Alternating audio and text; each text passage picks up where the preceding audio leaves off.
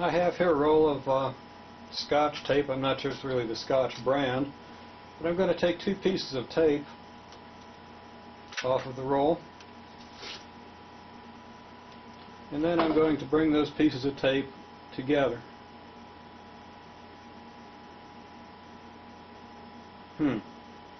Something's not working. Let's try this again. Okay, let me take a longer piece of tape off here. A fairly long piece of tape. I'm going to put it down, just tape it to the edge of the table here. And I'll tape another piece here.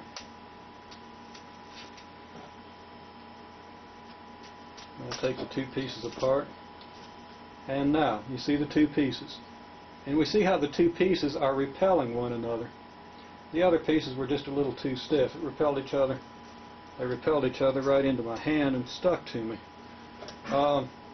We can certainly see the repulsion, and we can see how the repulsion increases as we bring the 2 pieces of tape closer and closer together. Now I'm going to hang one of these pieces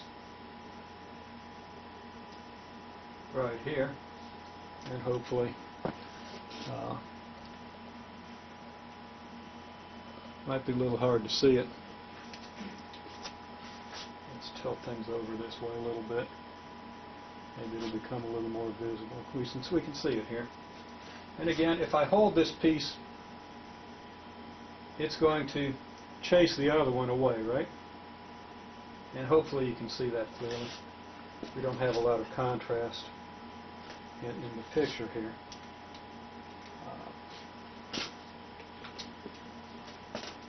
Let's put this behind the tape so maybe we can see a little more clearly what happens. So we can certainly see the repulsion. Now we want to measure that repulsion ultimately.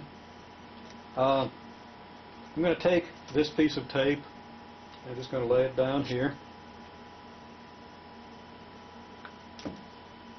face down on the table. And I'm going to take another piece and put it back to back, back to front with the first piece. Now the first piece is trying to stick to the table, so we're going to have to peel it off. But that's not going to do any great harm. Okay, now we have the 2 pieces stuck front to back, and I simply strip those 2 pieces apart. Now let's see what happens when I bring these pieces together. They attract. Okay?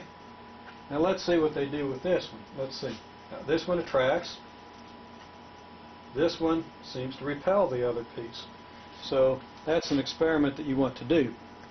You want to play around with that and see how things work according to the instructions that are written into the experiment procedure.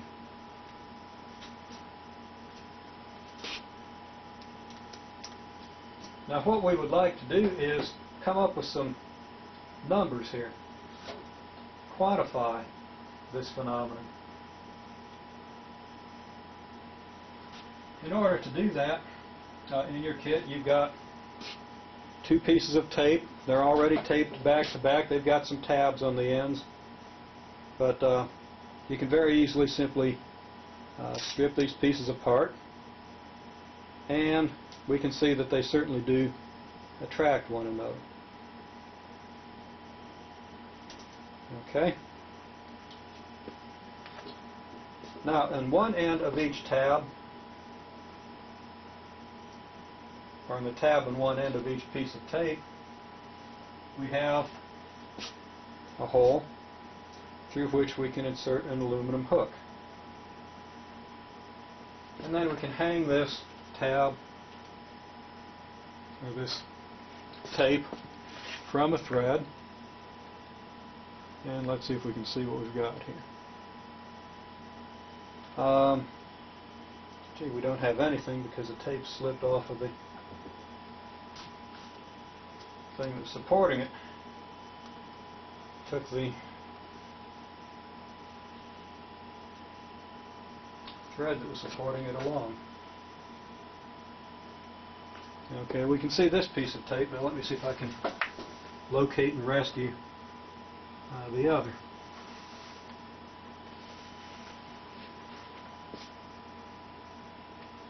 here it is. We're going to hang it here.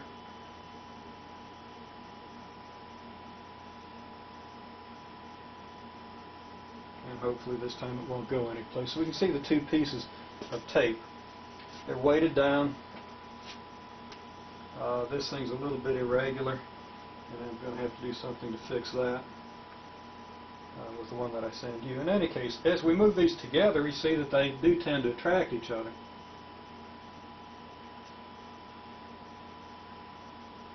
And more strongly. If I measure the distance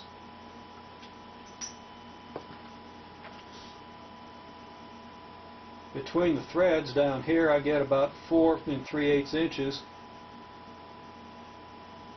Up here I'm getting about 4 5/8 inch.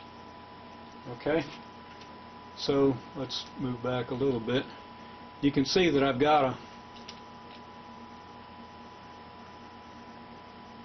meter stick sitting on a box with some books holding it. But we can definitely see that there's a difference between the attraction down here and up here. If I move the pieces closer,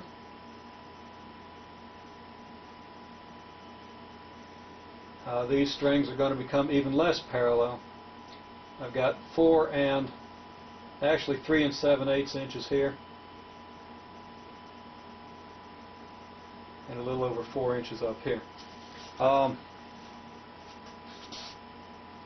And as I move closer, these things will become further and further from parallel. Eventually, of course, they'll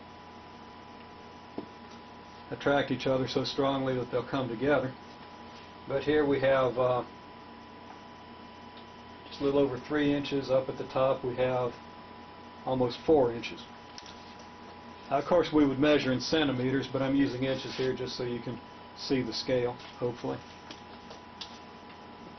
Now, by analyzing the force required to displace these things as pendulums, and by taking the weight of each piece, we're going to be able to determine how much force there is attracting them at different distances, and in that way see how the force of attraction varies with the distance between the two strips. Now, the strips that you'll use are going to be considerably shorter than this, because I'm apparently charged, because we want these things to be as close to what we call point charges as possible. We don't want a lot of difference in the position of the little charges here as they act on the charges here, and we'll see what that means as we analyze the situation. In any case, this is the experiment that we're going to use to at least get some kind of validation of Coulomb's law.